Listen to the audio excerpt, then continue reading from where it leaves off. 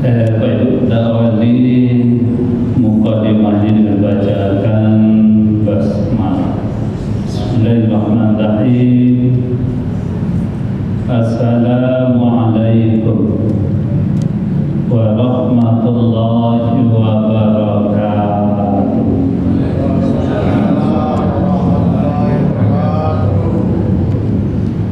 Alhamdulillah, alhamdulillahilladzi khalaqas samawati wal ardi wa ja'alaz zulumati wan nur.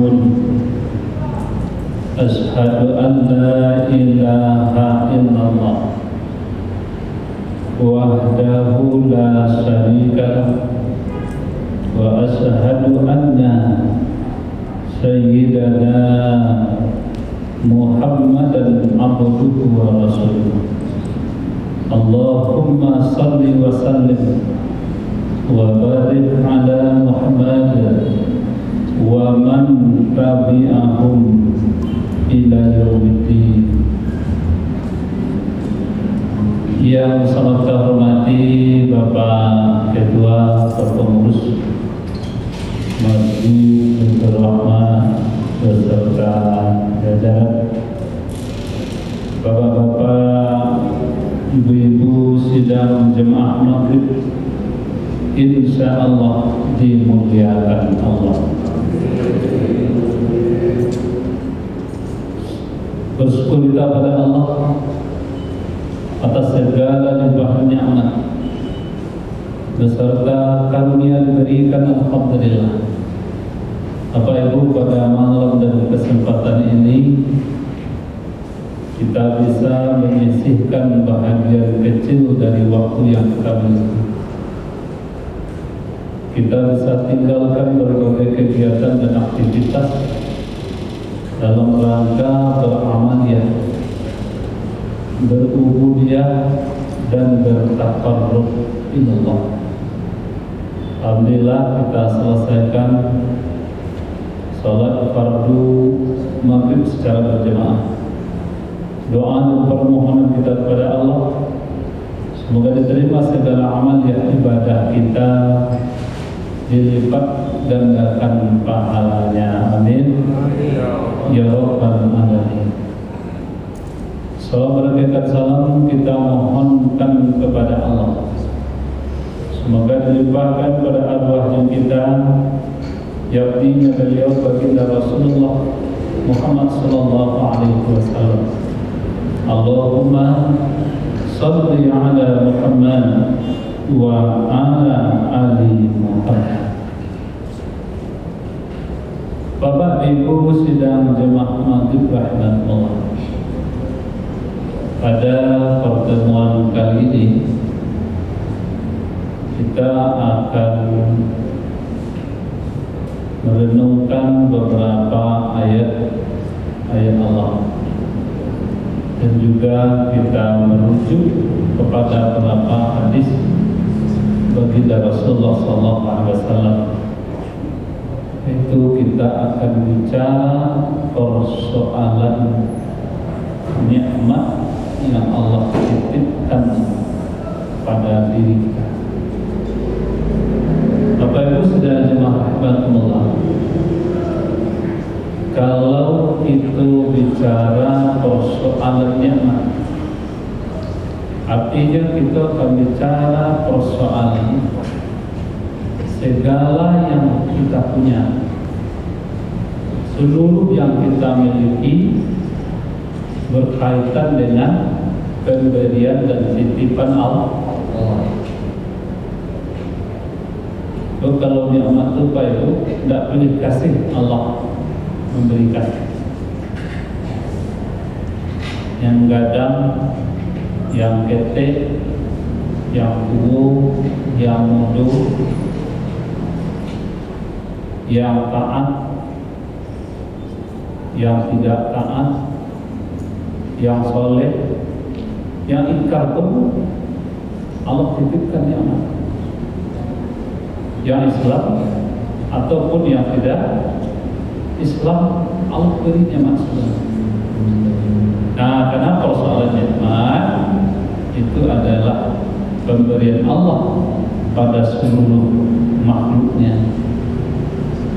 Kalau kita hitung pemberian Allah itu, maka sungguh tidak akan bisa kita menghilangnya satu persatu. Itu diungkapkan oleh Allah di dalam Al-Quran. A'udzu billahi minasy syaithanir rajim. Bismillahirrahmanirrahim. Wa in ta'uddu ni'matallahi la tuhsuha. Jika kamu hitung segala apa yang telah kami berikan kepada Musa, sungguh kamu tidak akan bisa membilangnya satu persatu. Pak Ibu, cukup sempurna segala yang kita miliki dalam hidup berkaitan dengan pemberian dan titipan Allah. Itulah yang sebut dengan nikmat. Yang pertama berkaitan dengan nikmat diri kita. Begitu manusia diciptakan oleh Allah dalam bentuk, dalam rupa yang seindah-indahnya, maka dulu karena ada yang mengarah kepada penciptaan makhluk, maka muncullah sebuah teori yang mencoba untuk mendekatkan bahwa manusia itu berawal dari kera. Kenapa ungkapan itu lahir?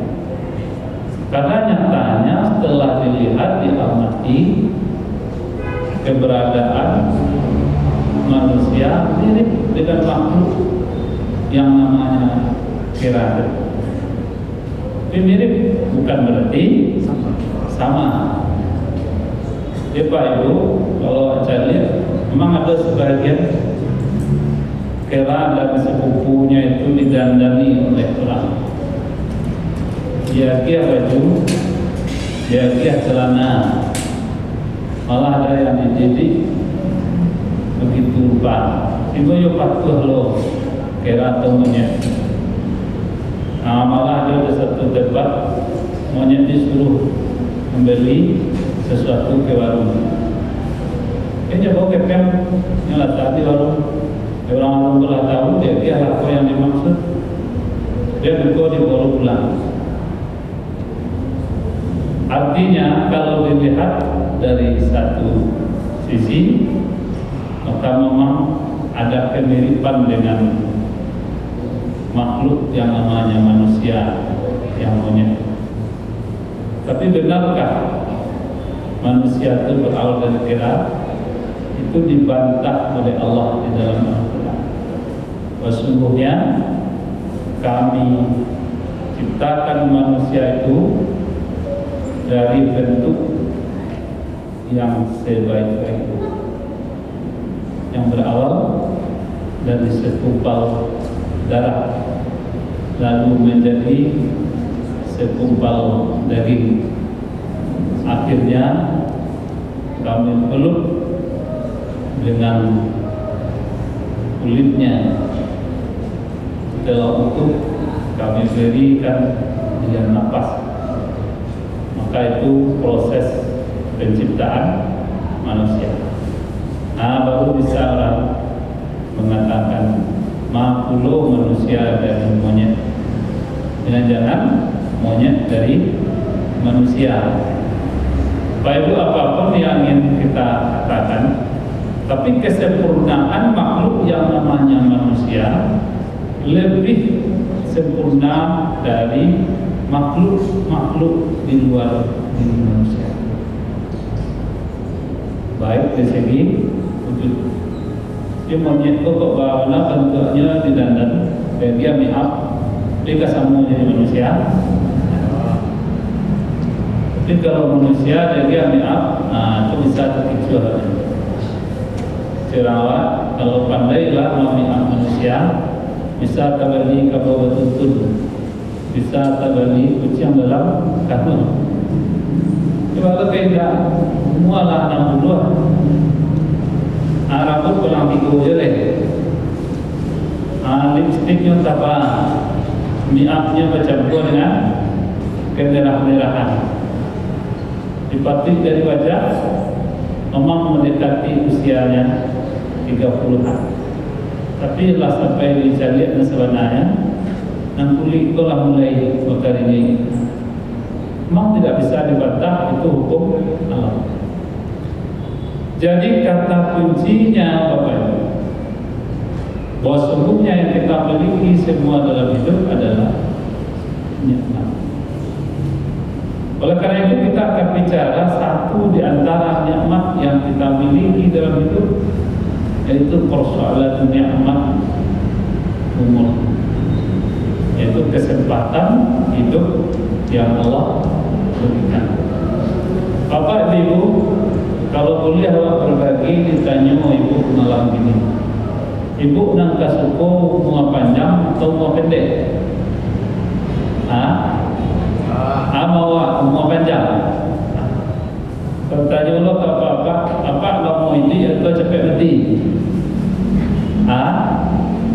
Pak Ibu mungkin pilihan orang sama. Udah Pak Ustaz dia nggak mau ini, artinya bunga panjang. Maka syukur kalau dia di Allah umur panjang, kesempatan hidup lama bisa termanfaatkan untuk kebaikan. Sehingga nikmat Allah itu terfungsikan dengan benar. Tapi andaikan sebaliknya dia di Allah umur panjang, tapi tidak pandai kita memanfaatkan. Maka ini musibah sepanjang kehidupan.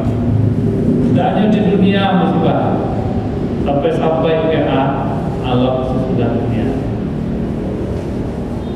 Maka itu Rasulullah menyebut berkaitan dengan umur, khairun nas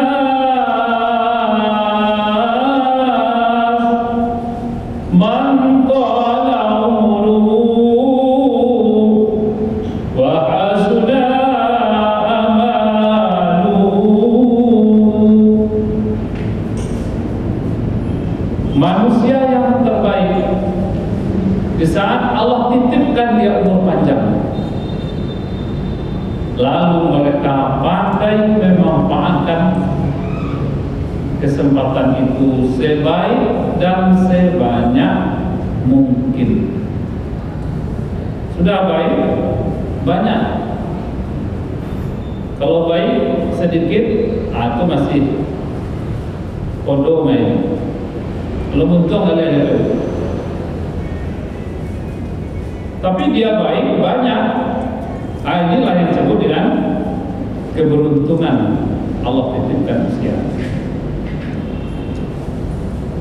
Mato nyalam, telinga nyadiam, fisik kuat, ingatan bagus. Kelebihan nikmat itu dia memanfaatkan sebaik mungkin. Barang untuk dunia, barang pula untuk kenikmatan sesudah dunia. Banyaknya Bapak Ibu orang diberi oleh Allah serba kelengkapan, tapi sayang hanya untuk dunia.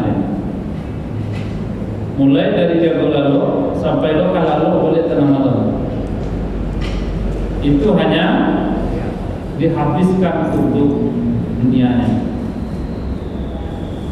Itu Rasulullah menyebut wasyarrun nas man qala umruhu wa sa'a amaluhu. Ada manusia yang merugi sepanjang hidupnya, umur panjang, rezeki murah, badan sehat, nikmat berlimpah. Tapi sayang, itu hanya untuk sebatas dunia. Nah, kalau dunia yuk serba-serbi, lengkap semuanya. Tapi sayang, tidak takana hidup akan mati jelama. Nah, di saat dunia dia memanfaatkan semaunya. Dia dojo katu boleh kajajo. Itu persoalan dunia. Tidak mengenal lelah, tidak mengenal letih, tidak mengenal panik. Kalau sudah berhubungan dengan dunia, hilang lelah, hilang letih, dan sebagainya. Tapi sayang, di saat ada peluang-peluang keberuntungan akhirat, maka ini yang membuat dia lemah. Kalau akan disabuinya untuk apa beribadah, aku tak kata orang kambiang kok masuk para, ia panjang jangkauannya. Manusia orang enggak, 1,001 sabunya. Gabak dulu tanda kau hujan, cewang di langit tanda kepani. Jadi sore itu ya cuaca agak lambuk-lambuk. Ini karena ada kawan ibu, one ini kan hari Rabaah enak Rabu. Ambil kok di masjid kan ada kajian pagi Rabaah. Di apa rencana itu tadi mah. Pun jadi cuaca nak mau deko kok harus ngomong. Kalau jadi kalam dulu lagi. Jadi kok awak boleh masjid dari hujan. Kalau persoalan akhirat, 1,001 orang berhalangan, beralasan. Tapi kalau persoalan dunia, 1,001 pula cara orang untuk mengimbangi dan mengikutinya.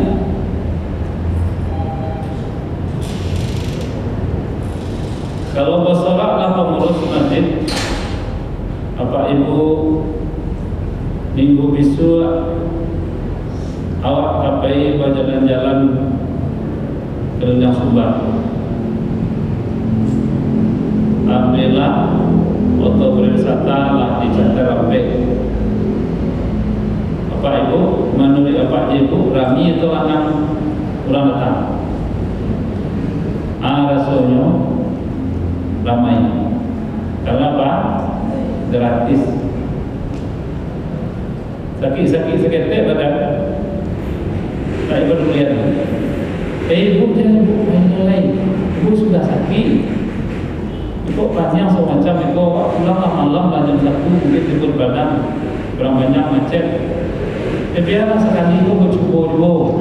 Mudah-mudahan lain tak apa-apa ibu mau pulang bayi. Jadi saya skip bagian badan kalau disebut persoalan dunia, maka hilang rasa sakitnya. Tapi kalau disebut persoalan mensyukuri nikmat Allah untuk persiapan akhirat, sulit sekali.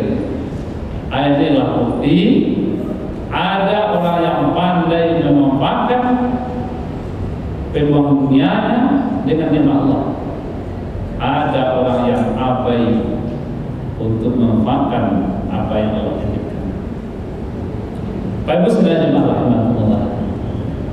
Itu awak bicara, andaikan titipan Allah itu umur panjang, maka syukurilah. Bagaimana cara mensyukurinya?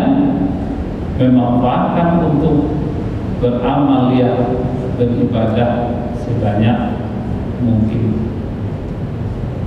Tapi andaikan dicabut oleh Allah kesempatan hidup tadi, maka selesai sudah persoalan dunia kan. Istilah orang di Minang mujur sepanjang hari malam sakit matu. Kok mujur gaji dibaca lai umur panjang, lai badan sehat, lai fisik kuat. Masih bisa ada Pak Ustaz. Ambo rasanya dalam minggu kau juga sibuk.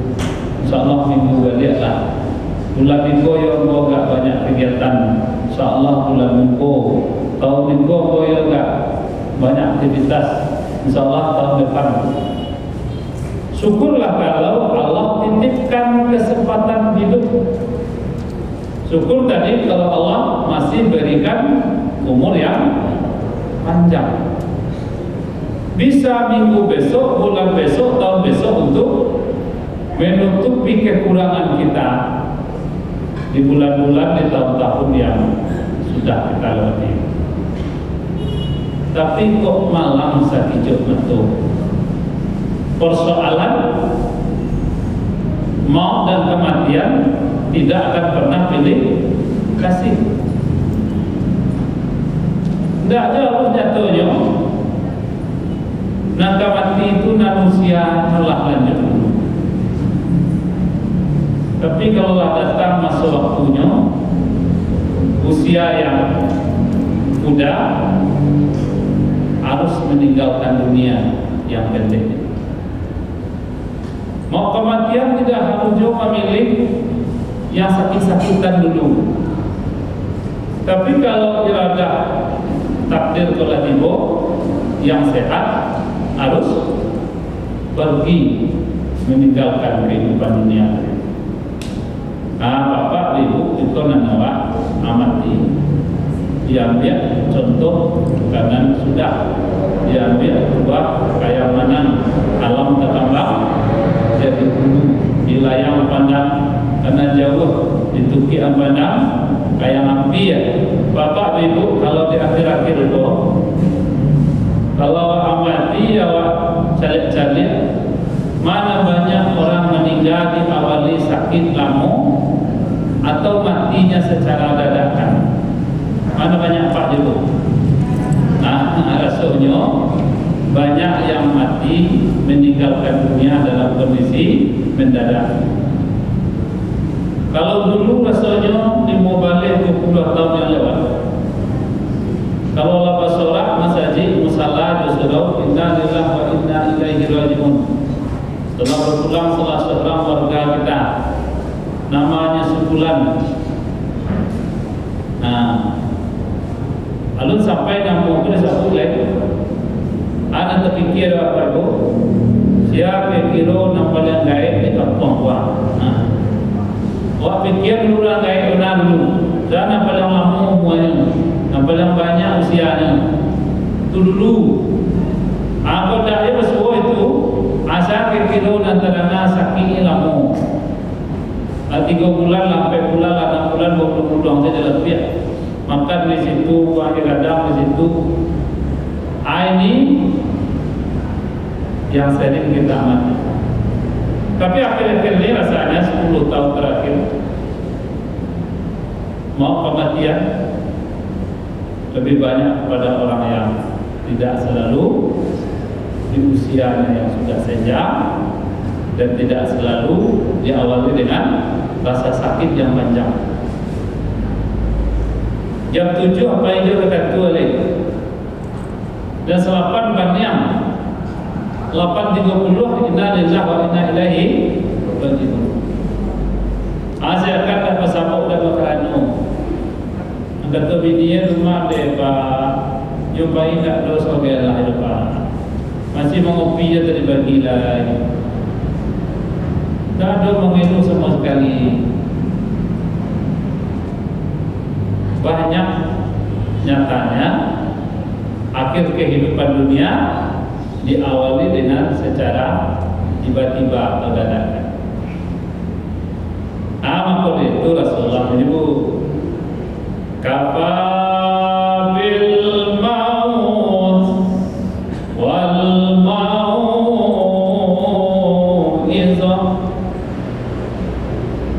Maka belajar banyaklah kamu terhadap maut kematian. Ibu, kenapa? Nyatanya nampak yang dekat ke diri awak bukanlah anak cucu, bukanlah harta benda, bukanlah pekerjaan atau jabatan kita. Nampak yang dekat kepada awak adalah maut kematian. Kapan saja dia bisa terjadi. Tidak berkerana, tidak sebab, tidak selalu diawali dengan rasa sakit dan rasa perih.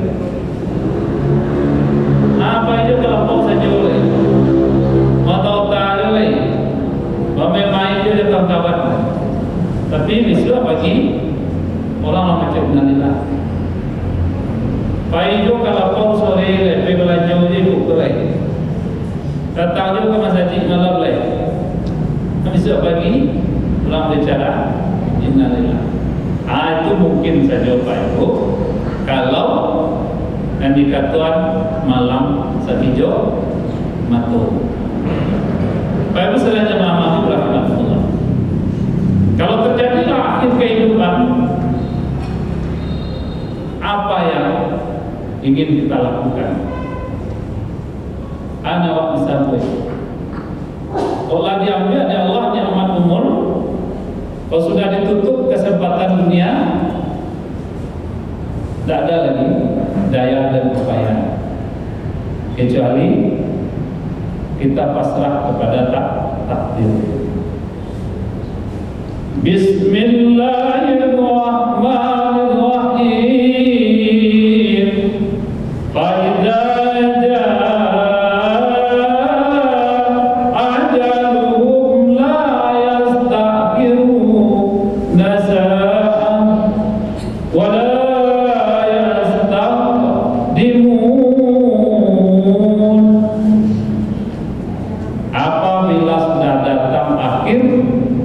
kehidupan duniamu yang namanya maut kematian, sedetik tidak bisa dimundurkan, sedetik tidak akan bisa dimajukan. Jadi kalau habis nikmat dunia dari Allah, artinya umur Allah ditarik oleh Bapak Ibu. Anak itu tidak bisa awak pergi. Pas sore mana awak nak dikembalikan ke dunia biasa. Jangan kembali ke dunia lain, menghalangi malaikat maut tidak bisa. Bapak Ibu bisa tidak dihalangi malaikat maut kalau dia sudah datang waktunya? Cobalah pada rumah, Pak Ustaz, kalau tiba malaikat maut ditulak di dalam bawah, nama benda Pak Ustaz. Cobalah pun dia dalam bawah untuk lari dekat maut. Benda dia namanya Pak Ustaz, kok tiba malaikat maut ditulak aja orang tua bisa benda. Cobalah kok bisa. Apa indahnya nama oleh Pak Ustaz? Kami lahir bertani ke kampung kami di dari namanya pesisir. Ibu dah jauh dari pesisir itu. Ibu, saya Pak, ada di pesisir Pak. Tok lahir dari pesisir apa yang tradisi waktu pesisir karena Abu, namanya berapa pesisir. Pak Ustaz kok tiba malaikat maut, dia batasi, ditolak dia dalam pesisir dan menghadap. Coba tak besar. Adik-adik juga mau serak-serak besarnya selalu sambil kue boleh makan dia Pak Ibu. Adik coba je dalam pesisir. Wahai malaikat maut, wahai jangan dicabut nyawa begini malai. Namanya malaikat. Tunggu sampai mulai malaikat, anak cucu kami kabaran. Balik. Berhenti tak kamu jemput nyawa Pak waktu itu? Tak akan pernah malaikat maut itu berhenti. Malah malaikat maut konsisten dengan ayat Allah. Kata Allah dalam Al-Quran, Aynama takunu yudrikumul maut walau kuntum fi burujin musyayyada. Di mana saja kamu berada, kematian itu pasti akan menjangkau dirimu.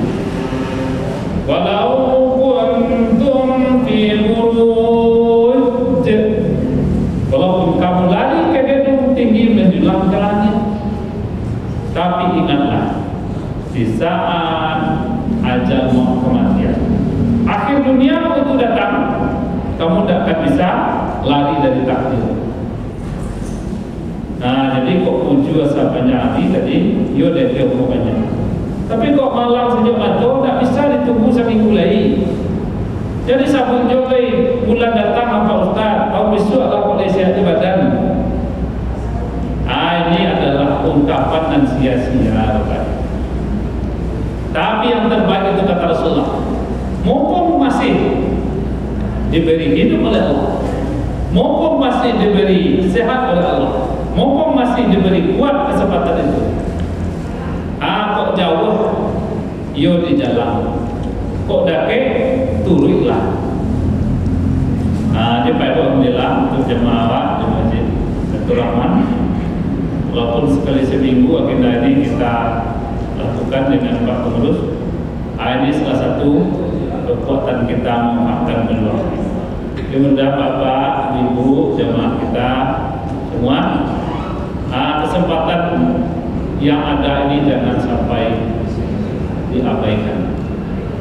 Karena tidak tahu apa itu bila persoalan hidup kematian betul. Yang pasti kullu nafsin za'iqatul maut. Akhir kehidupan itu pasti akan awak jalani. Jadi persoalan apa ini zona Pak Ustaz? Persoalan giliran, persoalan waktu. Bila lo giliran waktu tiba, bila lo waktunya dewa datang, apakah dia ada Allah 10 tahun lagi? Apa dia ada Allah 10 bulan lagi? Atau dia ada Allah 10 minggu lagi? Atau dia ada Allah 10 hari lagi? Jangan-jangan Allah beri 10 jam lagi. Tapi yang pasti kapan saja Allah titipkan iradah itu, kapan saja Allah kembalikan nikmat yang namanya umur, kita sudah siap menghadapinya. Dengan apa siapnya Pak Ibu? Dengan membekali diri dengan amal ibadah sebanyak dan sepanjang waktu. Bapak Ibu saudara jemaah rahmatullah. Jadi mari kita amalkan nikmat Allah. Dan kedua, andaikan takdirnya seperti itu. Orang awak menyebut, kalau orang meninggal, anak mau nyampe Ibu, dikatakan pulang kampung. Awak pulang kampung sadar tu balik Pak Ustaz. Ibu kok pulang kampung, ibu lalu sambil ngatuk kue nak ada. Kok pulang kampung, ibu dia tahu lama. Bapak ibu, kalau lucu kita tahu untuk kayu pulang kampung juga carilah. Karena lama kau menentukan di mana orang tinggal, di mana tempatnya berada. Jangan kan di kota Padang boleh. Jadi siapa kalau itu lengkap lama bisa cari. Jangan di sial. Dengan dunia aku kalau lengkap lama bisa sampai. Ibu-ibu bapak, kok jauh pulang kampung awak sabananya. Dan diambil adalah kesempatan dunia lah, ditarik adalah yang umur. Kamu pulang kampung bu, ada apa bu? Nah, apa ada tahu untuk alamat pulang kampung?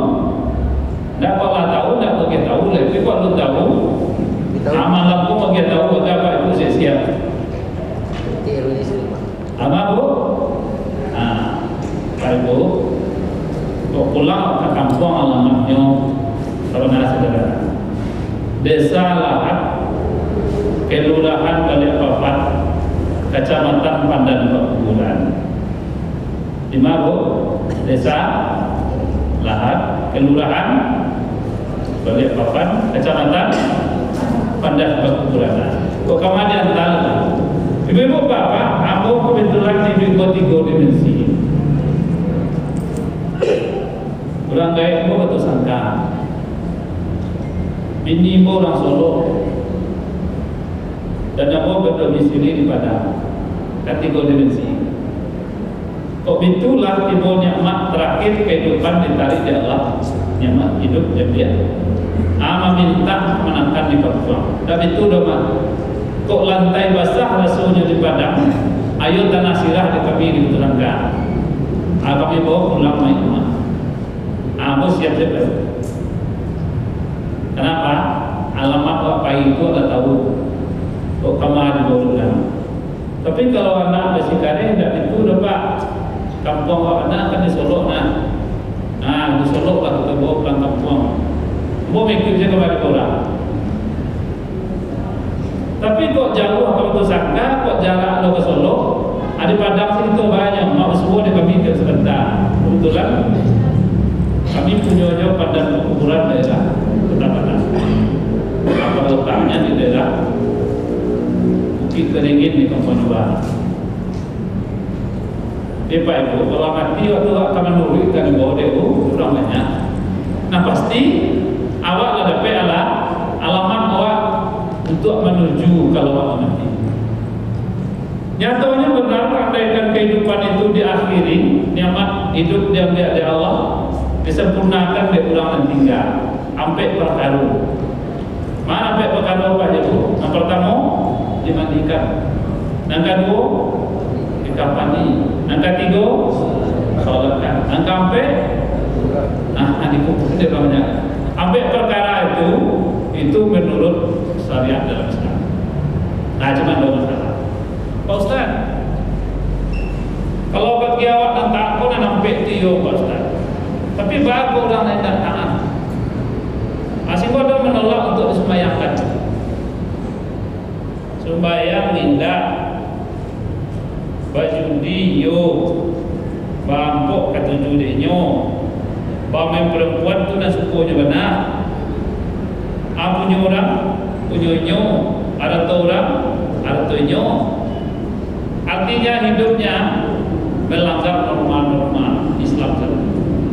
Di saatnya mati bagi kita disembayang atau tidak Pak Ibu? Bu, disembayang atau tidak? Bapak disembayang atau tidak Pak? Kau juga tak tahan kalau sembahyang lah pernah. Jangan sembahyang 5 waktu leh, sampai kali 19 tentunya. Jangan sampai kali 9 leh, dan 2 kali ini setahun tak datangnya. Dia sembahyang kan tak? Dia ada sebagian menolak. Pak Ustaz dia dah sembahyang, Pak kau tak boleh sembahyang. Dia tak sembahyang dia dong. Jadi Pak Ibu, secara etika dan Islam, kewajiban kita sesama Muslim kata Rasulullah tetap dimandikan, tetap dikafani, tetap disolatkan, tetap dikuburkan. Itu kewajiban awak dan tinggal sesama Muslim. Lalu bahwa nantinya tidak sholat macam itu Pak Ustaz, itu biarlah hubungan dirinya dengan Allah. Itu Allah nanti yang akan menentukan. Cuma kewajiban kita selagi dia Islam, maka sempurnakan yang pasti. Pak Ibu selanjutnya rahimahumullah. Kalau awak datang ke orang kata Pak istirahat terakhir, namanya tadi di liang lahat. Pertanyaannya hidup atau mati? Bapak, dalam kubur hidup atau mati Pak? Mati. Ibu, dalam kubur hidup atau mati Pak? Ada ibu Pak, niat ibu. Kenapa Bapak ngatakan mati? Sebagian ibu ngatakan hidup. Sebagian menjawab, jangan hidup mati Pak Ustaz. Awak fikir hidup atau mati dalam kubur? Bapak ibu, menurut Al-Quran, secara jasad kita akan mati. Tapi secara ruh kita akan hidup. Ada dasarnya Pak Ustaz. Lihat ayat Allah. Wala taqulu liman yuqtalu fi sabilillahi amwat bal ahya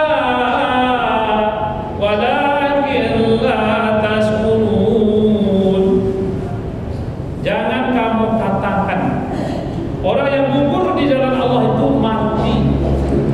Berlahya akan tetapi mereka hidup. Bagaimana kehidupannya di sana? Kamu tidak menyadarinya. Nah, makanya Pak Ibu, kalau Pak Ibu berkunjung ke lokasi kuburan, maka hendak Rasulullah menyebut, bacakanlah salam. Assalamualaikum ya ahlil kubur. Kenapa? Mereka itu akan menjawab karena mereka hidup di alamnya. Ada kawan tak pijak-pijak kuburan, maka dudukan mereka macam-macam orang berlaku dalam barzakh ini. Nah, tapi Islam memberikan beretika di saat kita berkunjung ke alam. Bapak Ibu sedang jemaah rahmatullah. Ada bukti kita itu, nanti kita lihat di dalam. Bu, karena waktu ini dah masuk, kita tambah sedikit ya, sedikit ya. Kalau sudah kita berada di alam barzakh, apa bukti kita itu? Sudah awak dikubur, dia sudah ditutup dengan papan, ditimbun dengan tanah, sudah itu mengarang lepas berdoa. Sudah berdoa balik bu. Anak cucu, andai taulan, kari kerabat, sanak famili, keluarga dia pulang ke rumah. Rasulullah jawab, la pada ma'abadin hatta an yus'ala. Belum kering telapak kakinya anak cucumu, andai taulan, mau kari kerabat, mau sampai ke rumahnya, malaikat akan datang bertanya. Apa tanya malaikat? Kembalilah sirih ke gagang, balik pinang ke tampuknya. Setinggi-tinggi tapaknya bangau, tetap kembalinya ke bawahnya. Malaikat bertanya kepada diri, an amrihi fima afnahu. Wahai bapak, ibu, saudara, kamu punya panjang umur di dunia. Pertanyaan malaikat, kamu kemanakan umurmu yang panjang itu dulu?